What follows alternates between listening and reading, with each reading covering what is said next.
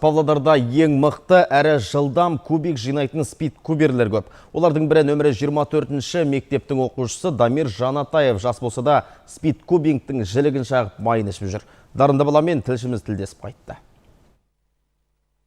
Соңғы 10 жылдықта ең мықты спид-куберлердің бірі ол Феликс Земдекс. Әлемдік рекордты 117 рет жаңартқан екен, 4-22 секундта кубикті жинаған екен.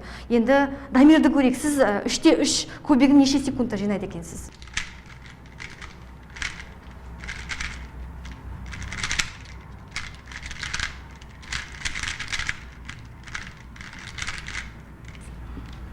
Менің санауым бойынша 10 секундтан асып кетті, 11-12 секунд. Бірақ менің ойымша бұл керемет нәтиже сияқты.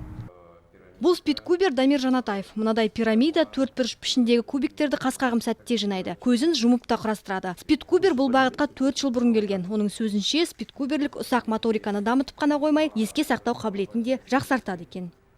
Научился собирать по видеоурокам в интернете. Мен 14 жаста болғанда спид-кубингке келдім. Басқа қалаға көшіп, басқа мектепке келіп, қатарластарыммен танысқанда олардың спид-кубингпен айналысатынын байқадым. Қызыға бастадым. Интернеттегі бейне сабақтар арқылы үйрене бастадым. Қоржынымда 15 жарыстан 7 ұлттық рекордым бар. Сондай-ақ мен 36 жүлделі орынға ие болдым. Также я выиграл 36 призовых мест. Ресми жарыстарға соңғы рет Дамир өткен жылдың қазанында қатысқан. Биыл спид-кубингтен өткен шараларға карантинге байланысты онлайн түрде қатысуға мәжбүр болған. Самал Қалиқызы, Әмір Ерланұлы, Ертіс ақпарат.